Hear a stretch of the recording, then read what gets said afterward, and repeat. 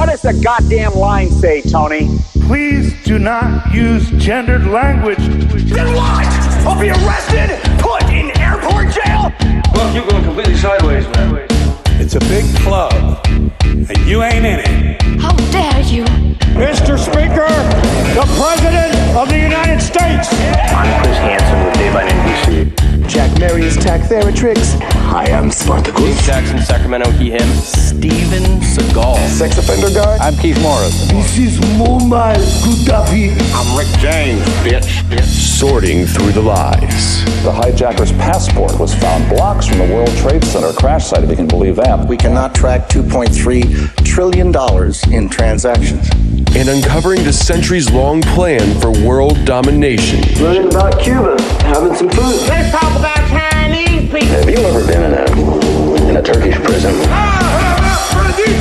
Swangles and Fort Lauderdale? I have sent 6 of my Libyan missiles to blow up the Sears hardware department. Nothing could be more fun than jumping off a cliff with 2 German bisexuals. Oh, you English are so superior, aren't you? Thank you, comrade. And now, Macroaggressions. That's what assholes call it. With your host, Buddy, I don't know who you are, but you're about to get chlamydia. Charlie Robinson.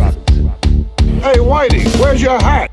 You want to drop the blame on Charlie and say it's all Charlie's fault. He was a retard. I get some goddamn diuretic.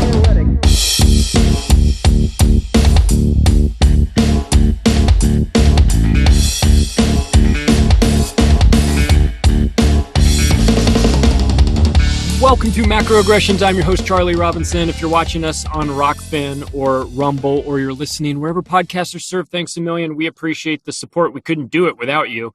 The website, macroaggressions.io, is the best place to go to connect with anything that we're doing here. If you want to follow us online, at Macroaggressions is the place to do that. Have you rated the show? I hope you think we've earned 5 stars. If you have, go ahead and give it to us. We're fighting the algorithm battle as best we can, and we appreciate our sponsors. They make this show happen. We've got a new one, Brain Supreme, brainsupreme.co. Have you been there? Have you checked it out? Microdoses mushrooms. This is fantastic. Yeah, it's got some of the special magical kind in there, but it's also got a bunch of the other ones that don't get much play. And I'll tell you what, they're fantastic. What an amazing blend that they put together for the athlete version. There's a Genius, Athlete, Feel Good, and Black Stack. And I've been taking the athlete one recently. I'm saving the Genius for when I get into a bit of a writing spell. I'll supplement with that. But for now, while I'm not in writing mode, but just going to the gym, the athlete is fantastic. Oh my God. You feel like you can stay in there all day long if you want to. So I'll tell you what, do this, man. Go to brainsupreme.co, not .com, .co. The link is down in the description. Do yourself a favor, read up about it, see what you think. If you find something that's right for you, the promo code on your way out the door is macro. It'll save you some money. You're not going to see the inner workings of the universe with this stuff, I assure you. But it is really fantastic as a supplement, as a nootropic. Check it out, brainsupreme.co. And also, big thanks to David Avocado Wolf. He's been one of the newer sponsors here, but we saw him in Acapulco, and he burned the house down with his presentation there, man. People were talking about it for days afterwards. So I'll tell you what, he's got an amazing store. Go to davidwolf.com. That's Wolf with an E on the end, davidwolf.com, and take a look and see what you think. I mean, he's been doing this for a long, long time. You get your products that'll sort you out, that'll actually work, thank God. And if you're so inclined, you can join his VIP membership and become a part of all the things that he's doing with that. It's a huge group of people, and there's a lot going on there. So check it out. See what you think. davidwolf.com, promo code macro. All the links for this will be down in the show notes as well. Did you know I do a third show? Union of the Unwanted, Macroaggressions, and Day Zero. You know about Day Zero? It's the show that'll get us kicked off the internet at some point. Ladies and gentlemen, one of my hosts of Day Zero, Cory Hughes. Hello, Cory. How are you? I'm good. How are you, Charlie? I am okay. You and I do this weekly for Day Zero, but by the time Sunday comes around, you're exhausted and you've given up on society. You're basically like, fuck it, let it all burn. You just nailed it. You just nailed it. By the time we get to day 0, I'm like, fuck. Well, because you're observant and you're paying attention and you're watching what's going on. And listen, by the way, Cory's book, A Warning from History, best JFK book out there. And I'm not just saying that because he wrote it and I wrote the forward to it, but it'll give you an insight into the JFK assassination that nobody's talking about. Nobody is talking about this except you in this dumb book that everybody needs to buy. Go out there and buy this book, A Warning from History. You can get it on Amazon. Get it for Christmas. Get it for somebody. Get it for the JFK person in your life, right? That just buy them and or somebody that's a normie and watch their brain melt. But I say this because the things that led us to JFK, the things that led us to, World War II, it feels, it's 100 years ago. Those things are so different now, different from what it was back then, but it's really not. I feel like I'm seeing some of the same lead up to World War I that the same with that, which was just a regional war, but it broke out into a much bigger war because they had these treaties with neighboring countries that said, hey, listen, if I get jumped, you got to jump in and help me out. Mm-hmm. Next thing you know, it's not just 2 countries, it's 4 countries. And then those extra countries have treaties with other countries. And next thing you know, it's a world war. And now I start to see this. I see this in the Middle East. I see this with, everyone's starting to say, well, listen, if we get attacked, then maybe Iran comes in. And if Iran comes in, well, they have treaties with Russia and China. And so I'm starting to feel like it's the beginning of World War I all over again. What do you make of all this insanity? So what year is it? 2024? Good question. Let's start there. So we are, and this sounds wild, but we are still mid-stride through the true story of the 20th century. And when I say that, I mean that all of known history, at least as it pertains to America, the West, all the wars that we've had, you can even narrow it down to things that have gone on in America, like since the Civil Rights Act moving forward on a cultural level. But ultimately, the story of the 20th century is a story of Israel. Yeah. Plain and simple. Every event that historians talk about in the 20th century all revolves around Israel. And people will be like, well, Israel didn't exist till 48. And to me, that is the biggest misnomer ever, because the people who were actively working towards creating this nation of Israel had been doing so since the turn of the century. Yeah. And then when you get into the 20s and 30s, you see people like Ben Gurion, Chaim Weizmann, all these known people who go on to actually run the state once it's created in 48. So they were very active for that 50-year period. And if you ask me, the entire story of the modern era, and everybody can make their own arbitrary line in the sand on where this exists, but for me, the clear and distinct boundary of the modern era began in 1895 with the Dreyfus Affair, which is, I'm not going to get into the Dreyfus Affair, but it was the act that has gone on to be considered a big act of anti-Semitism that led to the inspiration of Herzl to create Zionism and the need for a Jewish state. Right. And so I do a Substack. It's called Bloody History, and it's Bloody History of World War II. And as part of that, we've read through it.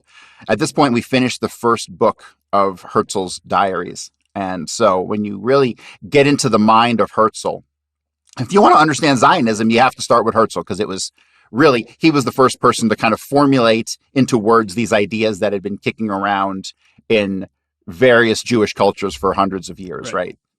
And so Herzl, he saw anti-Semites, everywhere he looked, right? You couldn't turn a corner without anti-Semites staring you in the face. And of course, the interpretation of anti-Semitism in 1895 and turn of the century, they didn't he doesn't seem to acknowledge the true underlying causes of anti-Semitism as is current today. Right? Modern day Jews don't address the real causes of anti-Semitism. Right. No, it's just magically everybody just woke up one day and decided that we were a problem or something. Right. Yeah. Right. And so Herzl, his ideology shifted over the years, but he was genuinely an anti-Semite himself. There's a clear distinction between Zionists and Jews. Oh, for sure. And that exists to this day. And it was very clear back then because Herzl was a very well-to-do guy. He was a German, right? He was a German Jew. And Germany, 1895, 1900 is the peak of human civilization. Plain and simple. It just is. Before World War I. This is why World War I had to happen. Because you can't have a thriving Aryan nation. Right. Period. This is not allowed. You have to destroy it. And that was ultimately the reason that World War I started.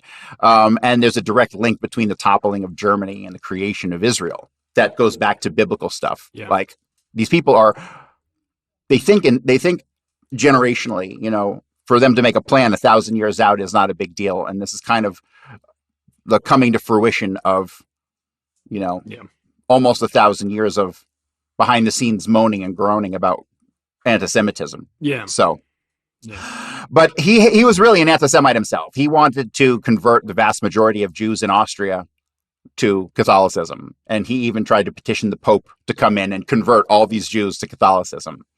Now, some people question why he did that. Some people think that it was, I've had this conversation before, and some people would say that it wasn't really that he wanted to convert them, but it was more of a, it was this is how we survive. We convert and we maintain our culture on the down low, right? Like, that was, some people believe that was his plan. And I don't see that as being, I don't know. See, the thing is, he truly, genuinely hated the peasant Jews who were, he thought they were just lowlifes. They didn't understand he didn't understand true Jewish potential, right? That they didn't understand Jewish potential. And that was his gripe with them. So he really didn't care about the Jews as a whole. He cared about his little clique of upper class Jews who could control the banks, control this, control that, who deserved to have their own of everything instead of being what he felt was subservient to really an Aryan culture, even though those weren't the words used back before Hitler. So there's no loyalty, right? So the upper class Jews would target the lower class Jews too. There's no solidarity between Jews. It's in the end, it's like, well, listen, we'll sell you out too if we have to. Right. Absolutely. And I would say that the Jews get the actual Jews get manipulated by the political Zionists into thinking that, Zionism is just Judaism, like we're on your side. It's like, well, maybe you are, but as soon as things turn, this is a political movement. This isn't a religious movement. They use that.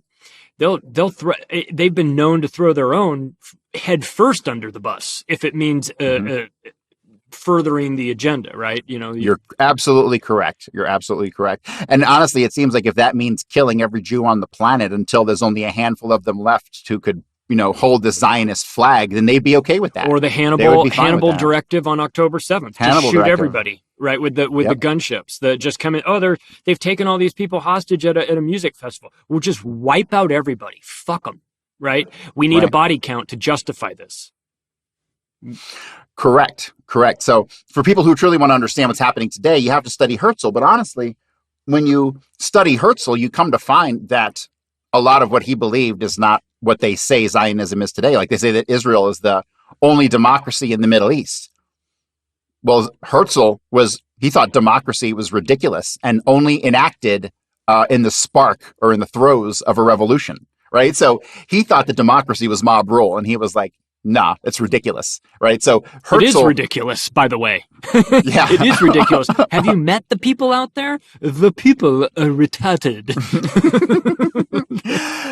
Well, I simultaneously read Mein Kampf and the Diaries of Herzl, and the parallels are overwhelming. You read them at the same time? That must basically, yeah. Because what you have is, you have two guys who had a plan for the future of their people, right? To grow and foster what they consider their people. And as soon as you say their people, that implies that there are others and fuck them, right? That's automatically the premise. Right. These are our people and fuck those people, right? Right. So the thing is, Adolf Hitler and what he wanted to do was reunite the Germanic people, who he saw as having had their heritage stripped from them and pieces of Germany sliced off over. Really, this is the funny thing about Hitler. It became a slippery slope because at first it was he just wanted to take back the lands from World War I that were taken back. And once he did that, he's like, well, Norway, you guys took this from us 300 years ago, so we're going to invade Norway. And it was like, what? It was like, okay, buddy. All right, you're going a little far. And that was one of Hitler's downfalls, is because he kept changing the goal. He kept moving the goalpost, right? It was like, oh, we're just going to take back this piece of land to unite the German people here. And then he would do studies on the populations of other parts of Europe and see where the Germanic people were, so he could go and carve out that little piece of land. He was also high on crystal meth the entire time too. So I mean, I don't know. This seemed like a cockamamie idea. But do you think Herzl and Hitler had some overlap in terms of the way they saw the world, just different teams?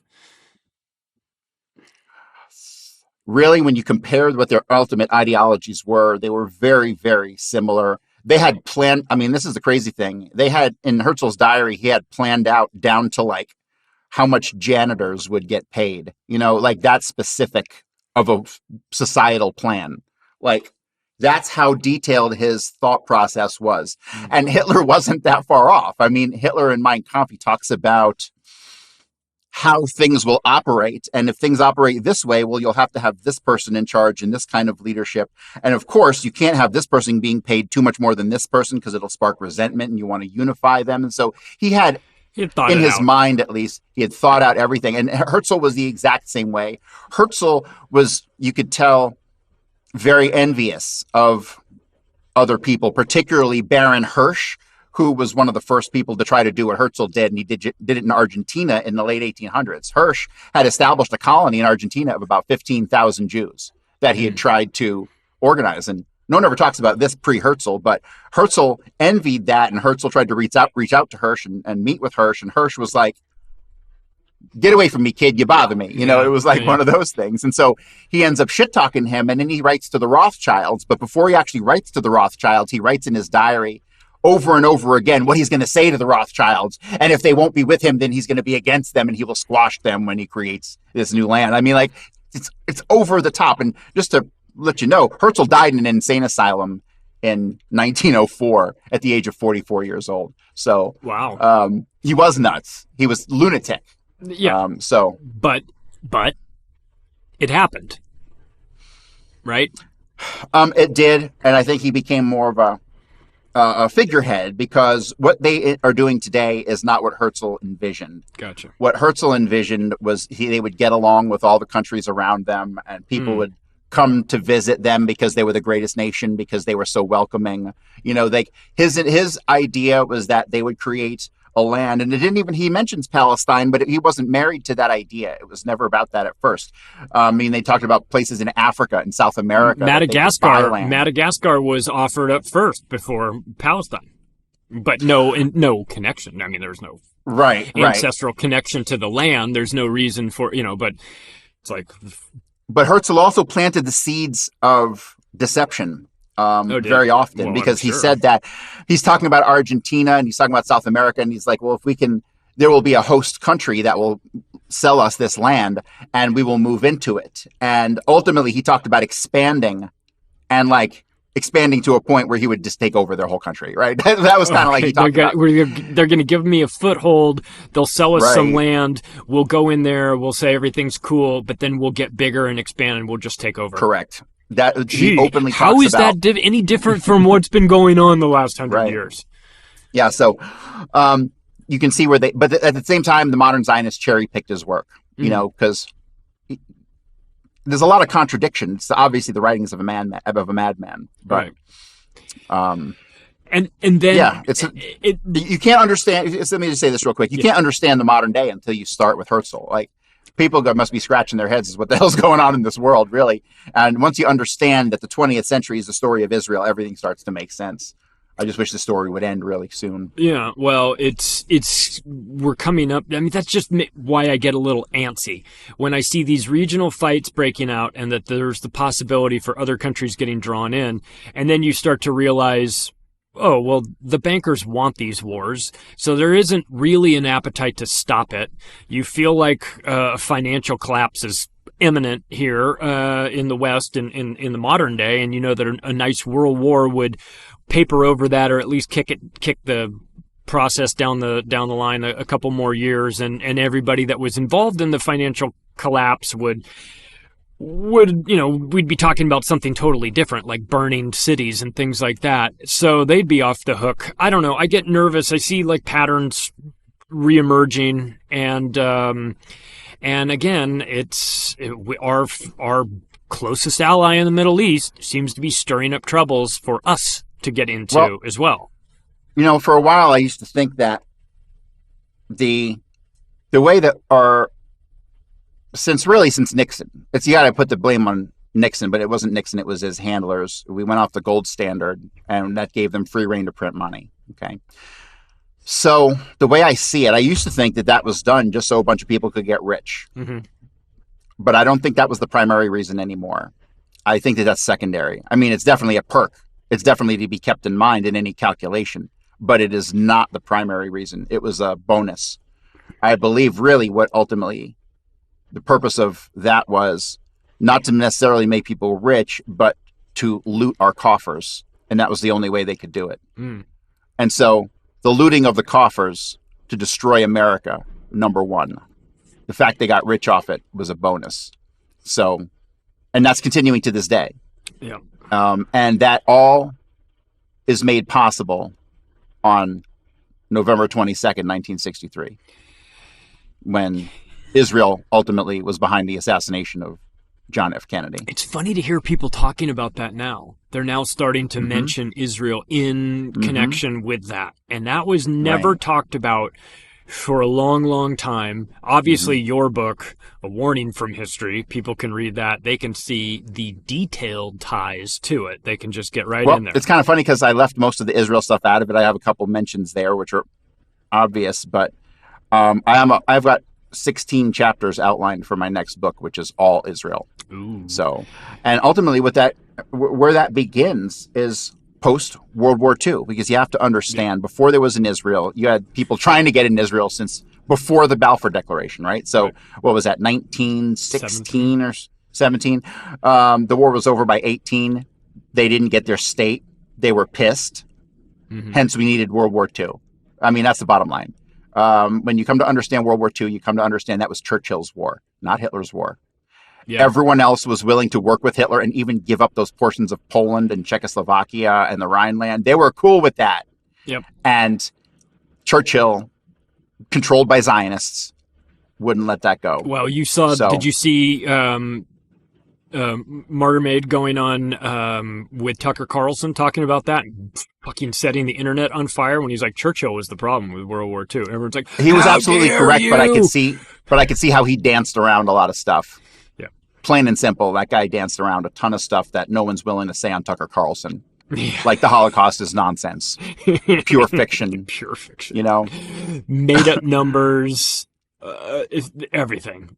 Everything. The very notion that there was a gas chamber in a little brick building that didn't. It's all been disproven. It's so disgusting. It's all been disproven, and it's the most disgusting lie around. You think if someone's willing to lie about that, they're willing to lie about quite literally anything.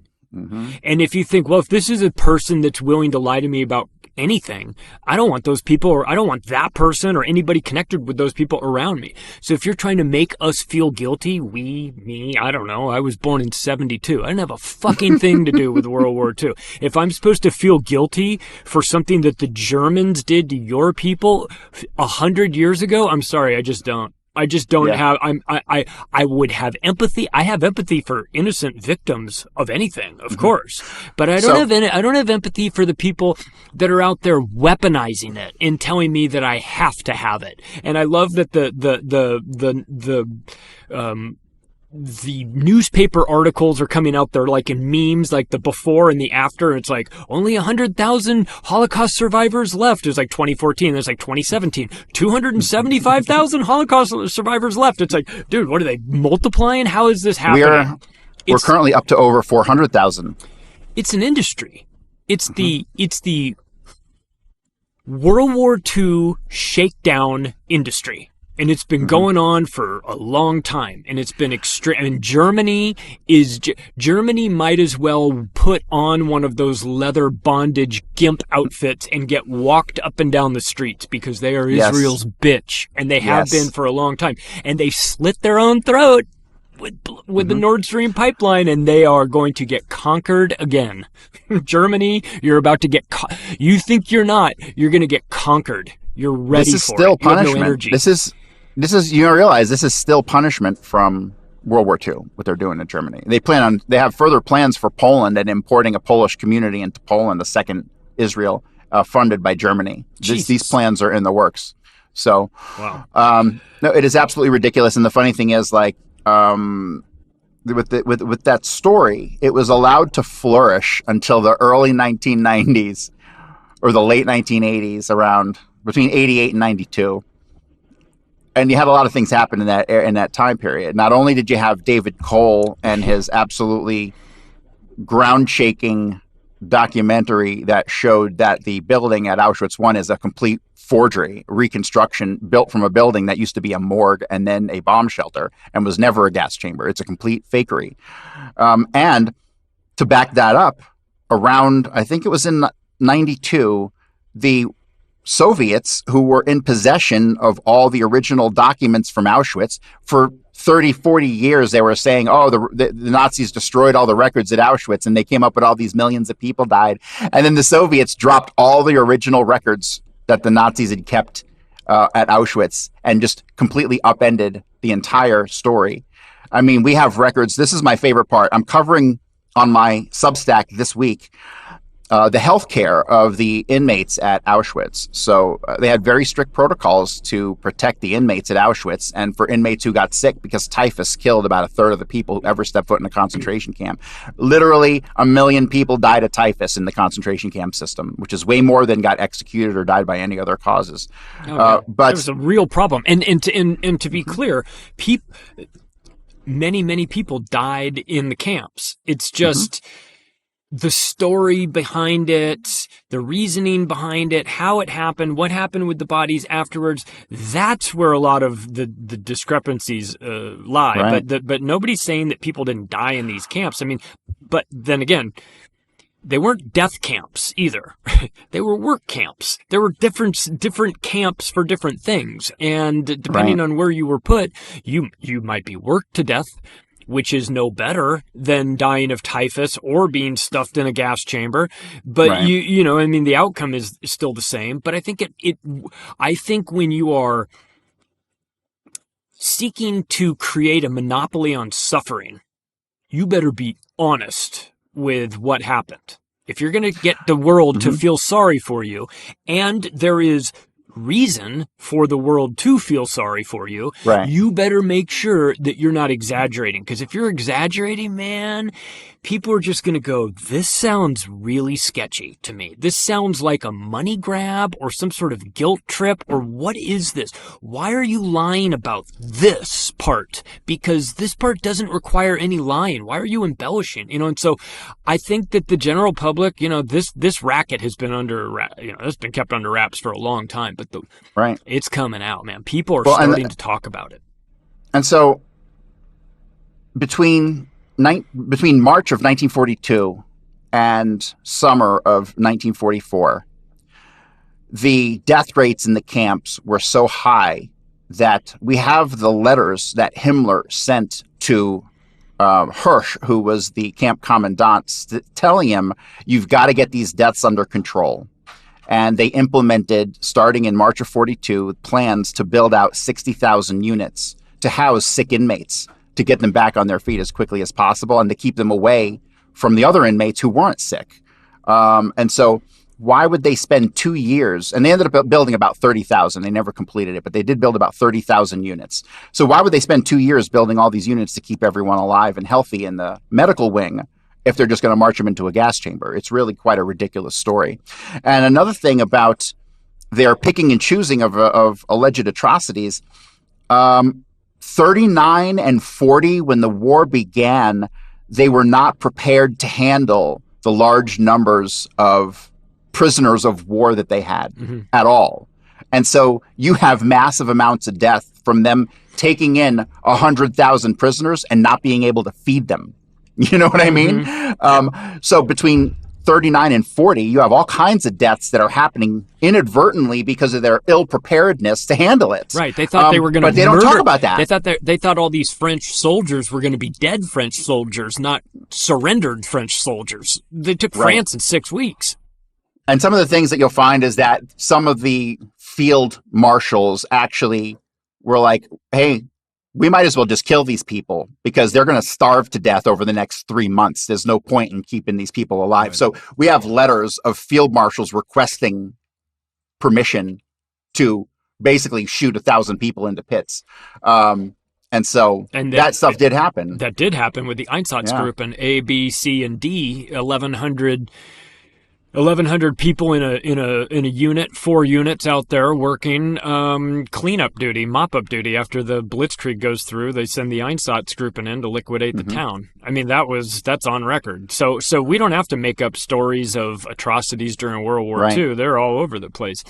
But and the thing that people don't understand is that this is just how it is in wartime for all parties. If you don't think that the Americans did the same thing, and the British and the Russians, they were savage. I mean, savage. And then when you add to that the bombing at Dresden, it pales everything the Nazis ever did in comparison. Of course. And what we did in Japan as well, the unforgivable bombing of Tokyo or of Hiroshima and Nagasaki and almost Tokyo, that killed hundreds of thousands. Yeah, Dresden isn't talked about, those things. I mean, America was involved. The Katyn massacre.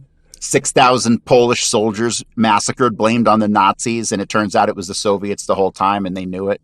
Those documents came out in the 90s. All these large-scale atrocities that were happening were never the Nazis. Yeah. When World War II ended and Patton was making the rounds, he said something that probably led to him getting blown up in his Jeep, right? That he thought that the wrong side won the war. Yeah. I mean, here's the thing. Going back, so you can look.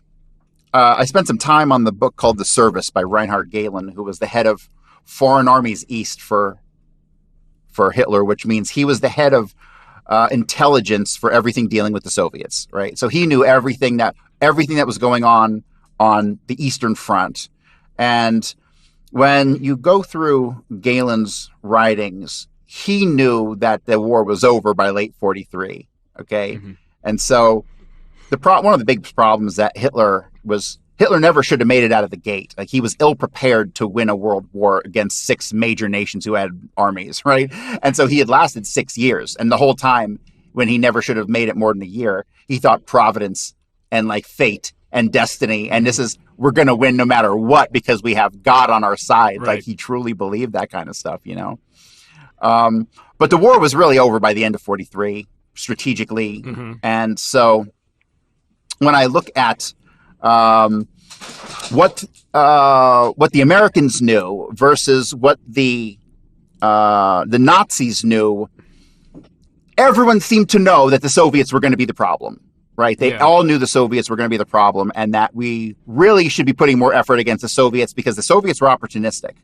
They were constantly expanding. Every time they took land that was theirs, they were not giving it back to whatever country it was from. They weren't just fighting a war to end Germany. They were fighting to take Germany, right? Right. And Poland and all that stuff. And that leads us ultimately to the Berlin Wall and all that stuff, right? I remember when that fell in the 80s, I didn't understand the relevance, but now it was very important, you know, an indication of the crumbling Soviet Empire at that time, which fell just a couple of years later. Yeah. But, so that was the fact that they took Germany and didn't want to give it back was proof that they were the enemy. Yeah. You know? And Reinhard Gehlen knew this and got folded into American intelligence afterwards, right?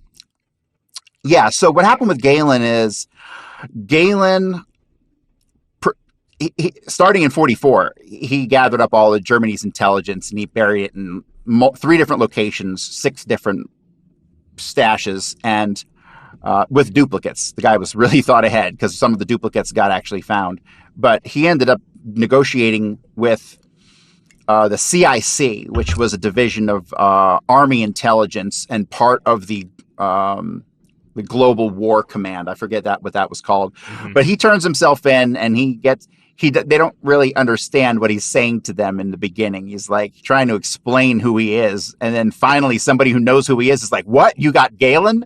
And they're like, then it's on. And so then the negotiations begin. And so for me, the interesting thing is I had always been led to believe through other things that I had read that the Galen organization played a heavy role in the creation of the CIA, which happened in 1947, the creation of all the other intelligence agencies. But Galen doesn't mention that in his book at all, and it doesn't appear in any of the documents surrounding what's called Operation Rusty. Operation Rusty was prior to Paperclip, and it was the operation that created the Galen organization. And so there's some obfuscation surrounding Galen's true role and what he was doing out there, which I still need to locate. But ultimately, the Galen org will go on to become the BND, which is German intelligence, but that doesn't happen until 1956, and the CIA doesn't take over coordinating with Galen until 1949.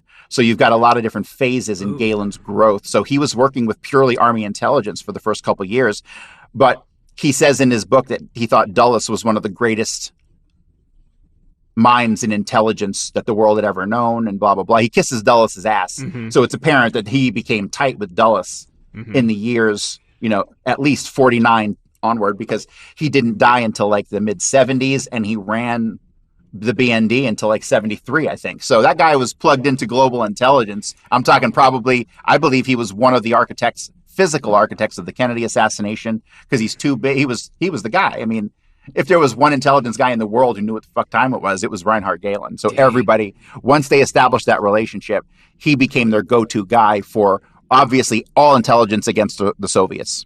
But then it's funny because he talks about a lot of infighting, and that's one thing people don't really realize, is that in intelligence circles, you have different people with different agendas, a lot of infighting when you're dealing with, like, because they had to do a handoff from the Galen org to the German government, which really they didn't trust the German government for like a decade after it was created. They kept looking for Nazis popping up, you know what I mean? Because it was all run by Nazis. Literally, it was all Nazis. There was nobody else. Everyone was a damn Nazi before the war. So who else are you going to have run the government? Right. It was so many of Hitler's adjutants and generals, guys like Keitel and Blomberg, these guys all ended up going into German intelligence, so. And it's hilarious. And the OSS at the time then later becomes the CIA. Did they, and with Paperclip, did they just pull a bunch of Germans in? They didn't even have to pull them back to the U.S. Did they just leave them in Germany and say, you run intelligence for West Germany with Reinhard Galen and these guys? Or we're going to keep you here, like stay behind Gladio style, like, so we know. Well, they pulled in most of the under. So you have Rusty, which was the operation that established the Galen org, but then you have Paperclip, which was the scientists. Yeah. So there was something that happened between those two events. There was the exfiltration of hundreds of thousands of the Nazi hierarchy out of Europe and North Africa into South America.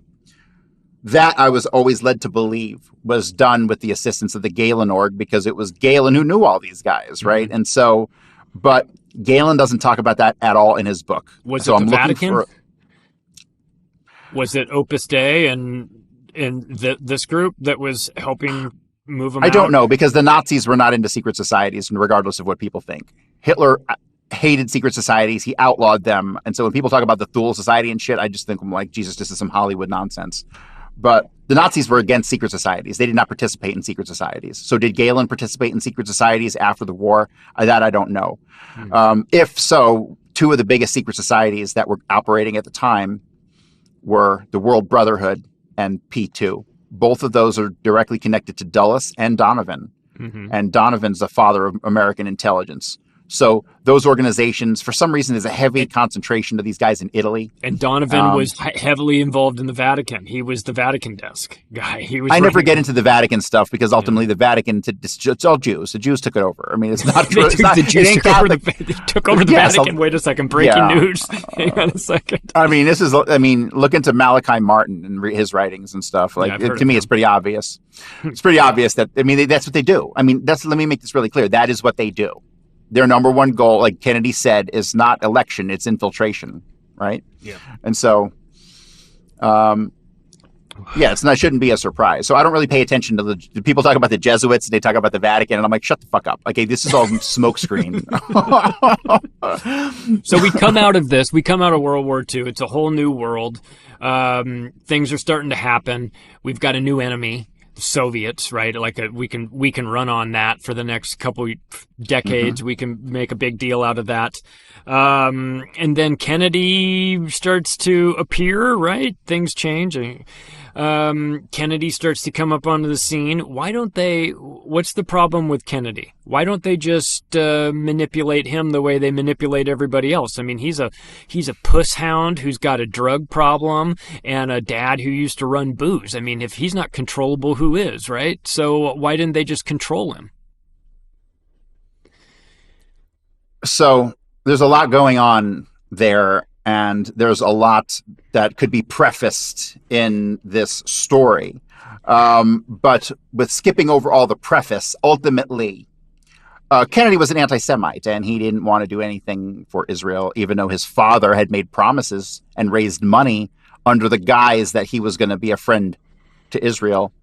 And then Kennedy stabbed everybody in the back. I mean, he did. Everybody gave him money. Kennedy didn't do a damn thing that any of them wanted. That's fine, though, because they would have done it to him, right? Correct. Because however, if the Zionists had raised money, claiming they were going to help him, as soon as they got the money, they wouldn't help him, right? So who fucking cares if he reneges on his promises? But ultimately, for him, the number one priority was the nuclear deproliferation. I hate that word. I can never say it. But he wanted to get rid of nukes. Everyone knows he was talking to Khrushchev. And this is where you have people like the CIA thinking that he's a communist because he's trying to negotiate with communists. Right. That simple. Like, it's literally that simple. You can add to that the Bay of Pigs, which I think was more manufactured to set Kennedy up in the eyes of the average person, because they say it failed because he didn't have air support. That's false. There was CIA air support. It failed because all the money and weapons that were supposed to go to the anti-Castro Cubans was going to Israel, right, via what I consider to be a continuation of Sonborn in 1962. So what's the role of Dimona nuclear power plant in Kennedy's assassination? Well, the world knew that had been going on. It had been going on since 1956. The French had been involved in the help of the construction and the design. The Argentinians provided some sort of nuclear materials for it. And the whole world knew it. And Kennedy, that was his number one priority, was to shut down any kind of Israeli possession of a bomb under any circumstances. And they saw that as a fundamental threat. And it was a fundamental threat because he would have pulled funding.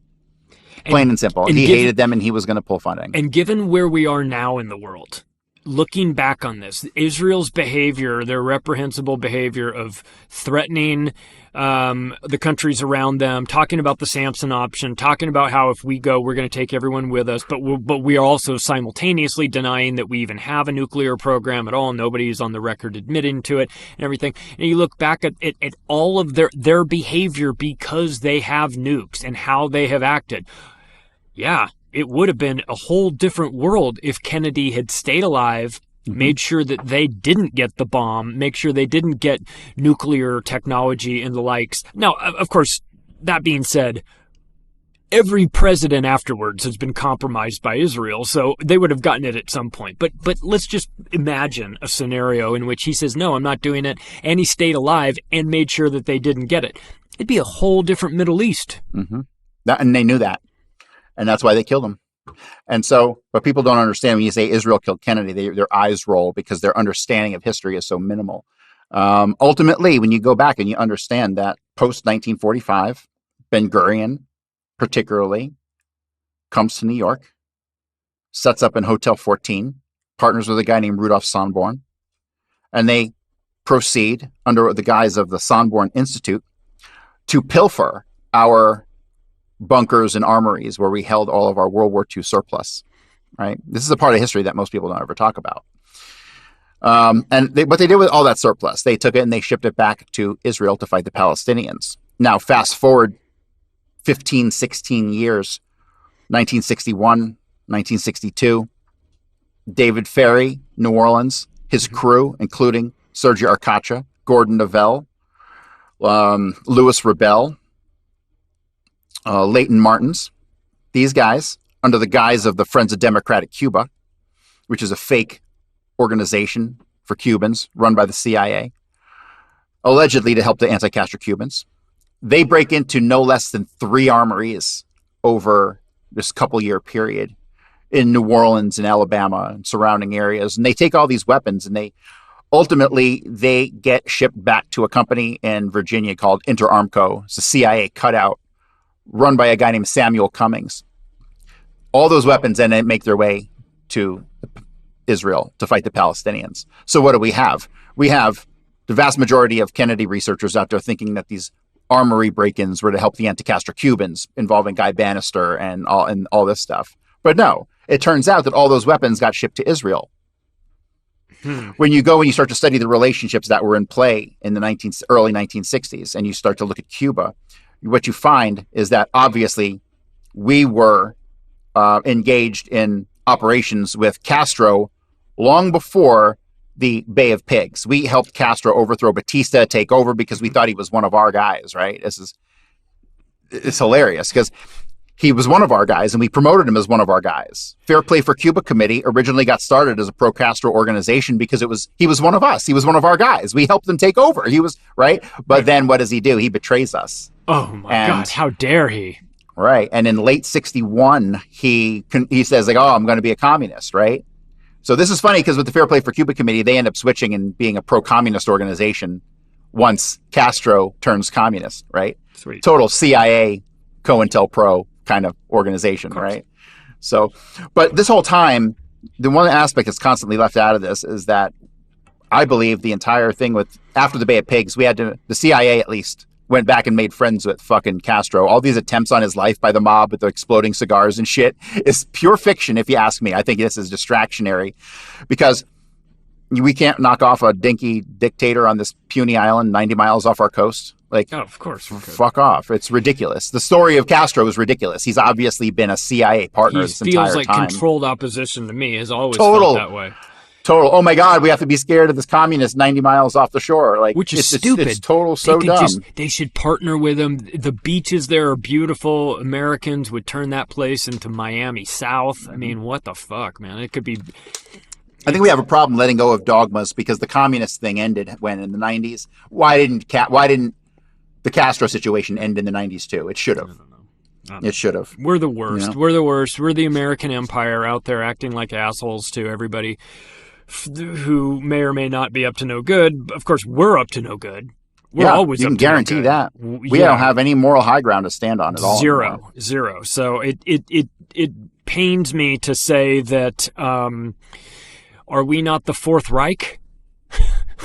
I mean, like after World War II, you know, I mean, they talk about the Third Reich and Jim Marrs writes a book about the Fourth Reich and everything. It's like, dude, I feel like a lot of this stuff, at least ideologically, it never went away. It's still there. I don't know about that. I would say that what we're seeing today is not even close to a Fourth Reich. I'd say it's more of a this is all World communism. Economic all Forum. World Economic Forum is the Fourth Reich. But this is communist. This is 100% pure social Marxism, communism. This is, you fucking name it. This is straight out of Marx's playbook. This has nothing to do with the stuff going on for the Democratic leftists. Is 100%. They're not even. I mean, I don't know why I'm surprised, but I was going to say they're not even smart enough to come up with their own ideas. They have to steal their own other people's work. But of course, they're stealing other people's work. They're leftists. They don't have good ideas. There are no good ideas in that space. It's always take somebody else's stuff and they're oppressing you by being more successful. Well, did you work today? Well, no. Did your neighbor work? Well, yeah. Well, then maybe that's why he's more successful, you retard. Maybe he's actually has a vested interest in getting up in the morning and doing something. This idea that we're going to, that Kamala Harris is going to make everything all right, because what's missing in America is fairness, Cory, in case you didn't know. She's going to bring back joy and fairness. So while you're in a concentration camp, I would just want you to remember to be joyful, you ungrateful motherfucker. What's going on today is beyond the pale. I mean, it's beyond crazy. The idea that she can get up there and straight up say they want to limit free speech, they want to limit this, they want to, they want to take away this right, they want to take away that right. Like, fuck you. There's nothing else to really say about it. The answer is no. Next question, right? Here's the thing. Here's the problem. And we got into this society where we kind of we went from a very kind of conservative society overall through the 50s, really, to this liberal democracy that people like to talk about, which seems to, in hindsight, without question, need guardrails. You need guardrails on this goddamn society. You can't be going off being you can't say that boys are girls and girls are boys and you can be a fucking dog. Like, no, you can't do this. And this brings us right back to National Socialism and what Hitler was doing and the understanding. Because when you really come to understand what he was doing and the strict social guardrails that they had implemented in the beginning, you come to realize that those are necessary things to maintain a racial population. And ultimately, culture is a product of race. End of story. Product, a culture of race. So if you want a culture that thrives, it's based upon a single race. Multiculturalism is an abject failure. We wouldn't even be having this conversation in 2024 if it wasn't. And so that's what Hitler emphasized. And was he trying ultimately, I can't say that he's wrong, because that's how it had been for a million years of human development. Was he trying to make Germany great again? He was actually trying to make Germany great again, because he saw the Germany that was great as, the late 1800s Germany. And that's just nationalism, right? That is 100% pure. It's pure nationalism. But here's the problem.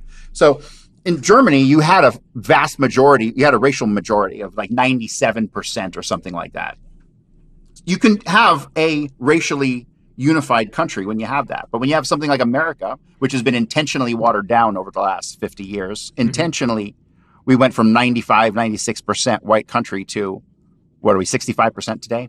This was all done on purpose by Jews, just so you know, jumped to the conclusion.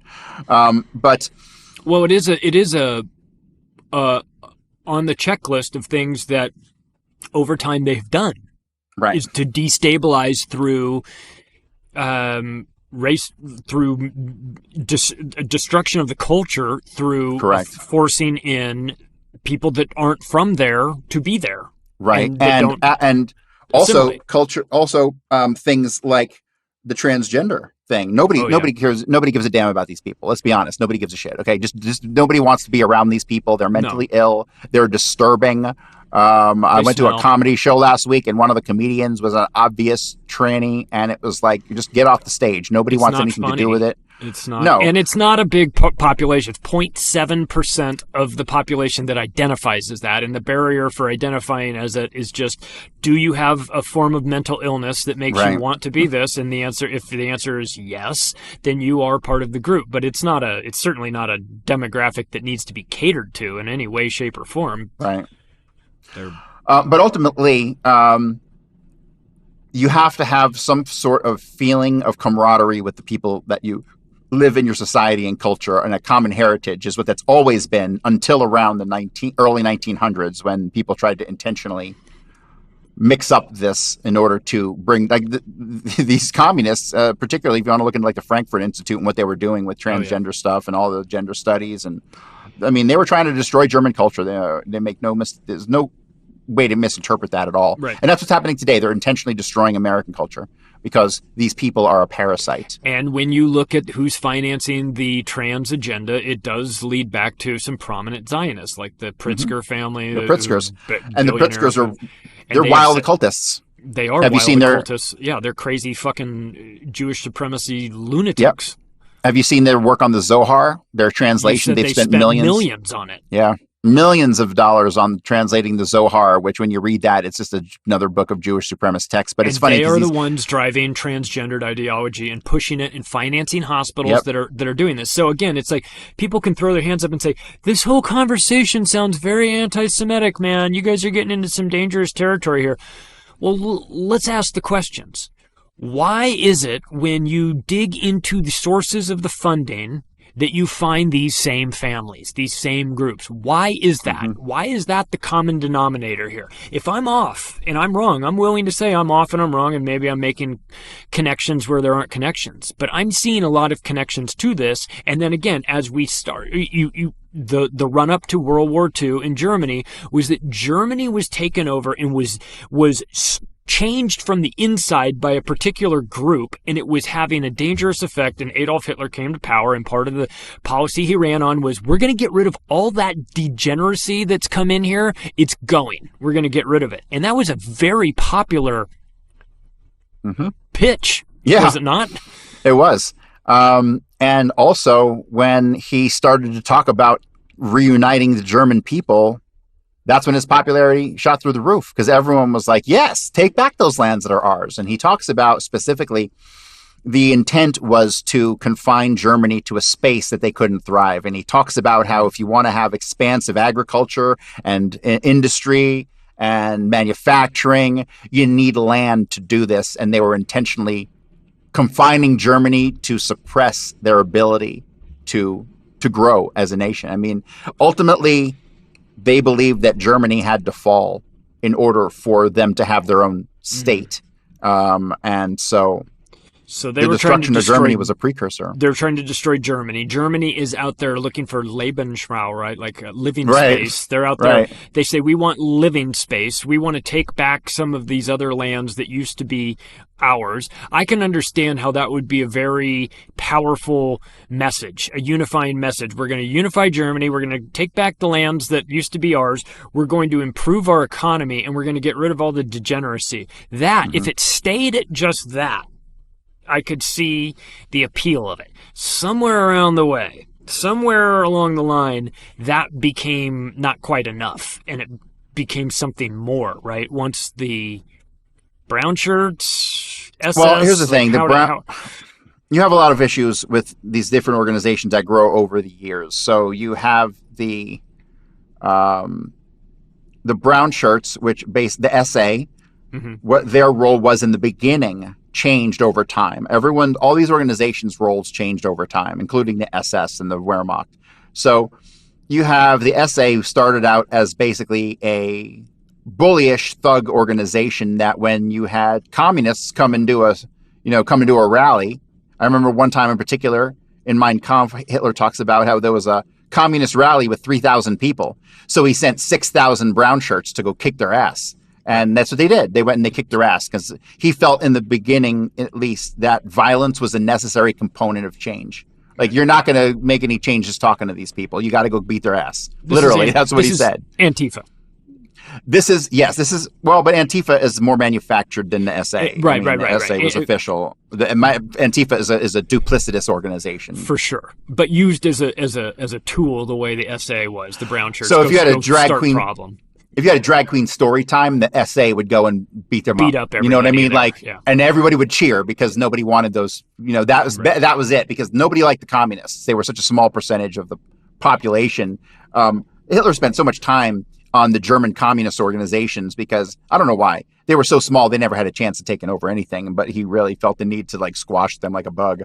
So he did. But the SA, really over time, they grew into a training organization. And then there was conflict between the SA and the army, because you have to remember, not everybody's a Nazi, right? Just because you have Democrats running the government doesn't mean the army is Democrats, right? And people don't really realize that. They think that the Nazi hierarchy was the whole country and the whole government. It wasn't. Over time, it became a majority of it. But to the very end, there were people in the army who maintained their loyalty to their military status and didn't give a shit about party politics. You know what I mean? There were military purists in the German army, and they did not appreciate the infiltration of party politics into their military strategy. You know what I mean? Much like today, probably, too, I would assume. I don't know, man. I mean, the military, I'm sure some people at the higher levels are going, what is this woke bullshit coming into our military? We're supposed to be ready to go fight. And I got people that can't do pull-ups because they're having a crisis, a mental health crisis or something. So there ended up being a big conflict between the SA and the army. And ultimately there was some plotting against Hitler in the essay, and Ernst Rohn was his number one guy there, who he ends up killing him. The Night of the Long Knives. They end up. There was about this is bad. This was about 15 guys that were on Hitler's list that were to be executed that night. Well, they were supposed to be given a trial of like 10 minutes, and then executed. But Hitler's men ended up killing over 85 people, and Hitler got pissed because he didn't give the order for that. So this becomes a theme when you're looking at Hitler, and especially as the war's going on, and breakdown in communication between Hitler and the men out in the field. This is where a lot of the real atrocity stuff did happen, because not from Hitler. There was no organized plan to kill all the Jews or any of that stuff or any people. But when you have a breakdown in communication, and then you have some combined with some overzealousness, that's what you end up with, right? So the Night of the Long Knives is an amazing example of that, how Hitler didn't really have a lot of control at the very end, towards the right, the ends of the tentacles, right? So and that's war, right? You get things like the Malay massacre, right, where like guys just go fucking apeshit and torch the whole village, right? I mean, you can't. Some of this stuff, like when you start a war, you start the process of putting these guys out in the field. It's out of your control. I mean, you can order them and say move the troops back or this or that, but in terms of what happens, human nature happens. And some of it is real bad. Yeah. Real bad. And I fear, I don't know. I see these, and I understand that history isn't going to be exactly the same way. Our future isn't going to be the same way it was in the history books, but of World War II. But there's going to be some overlap, man. There's going to be some things that are always the same. Failure of communication, like a communication breaks down, plotting and scheming, paranoid, delusional leaders who got to that role because they're psychopathic, bloodthirsty maniacs. But that's also the trait that allows them to be susceptible to delusional thinking and thinking that everything's fine when it's really not. And I'm concerned that, I don't know. I'm concerned that we're already in World War III, frankly. That it's just a different version. It's just so different that we don't even recognize it because we're expecting bombs to be dropping when in actuality it's a new type of warfare, psych warfare. I think eventually all roads lead to Rome. And I don't think this is going to be much of a World War III. Our army sucks. Yeah. Last I read, very recently in the last couple of weeks, right now at maximum readiness, we only have about 450,000 troops ready to go. Russia's got 3 million. So, yeah, fuck off. I think we should reevaluate our goals. Our goals should be, can the American military defend America? That's the only question. It's a yes or no question. Can you defend? If you can't defend America, you better get on it. Well, here's one thing I can say about the Russians and even the Chinese that I can't say about us, is that I promise you, if we're attacked here at home by the Russians and the Chinese, they will only strike military targets. They actually have some kind of respect among thieves, or honor among thieves. They will not bomb civilian targets. Period. Oh, well, the same can't be said in Lebanon. Nope. Right? Where you see entire blocks, entire buildings get leveled to try and get a couple guys. Yeah. Right. Because it's the nature of the people. It's the very heart and soul and nature of this is why Hitler was so adamant against the Jews, because he felt that they were so contrary to all human value. That was it. And then Israel is proving him to be correct. Well, certainly with regard to the way they see the rules of engagement for war, they don't see any rules. The rules apply to everyone else, not to Israel. And if anyone violates those rules, of course, they're the biggest crybabies on the planet. They go screaming, "Oh, everything is so unfair. Everybody's out to get Daddy, make them stop." It's like, well, did you're the one antagonizing them. I have no sympathy for the state of Israel. It has been it's a terrorist state, formed by people who were actual terrorists. Menachem Begin was a fucking terrorist. an actual terrorist. Mm-hmm. Not the fictional ones that they say are coming to get us, but he was a card-carrying, proud member. He is the father of terrorism in the world, and he loved that title because there was an interview done with him in the what year was it? It was in the 70s. Milton Howe, something Milton Howe, I think was the reporter's name. And he's asking me, he's like, how does it feel to be the father of terrorism in the Middle East? And Begin goes, the Middle East in all the world.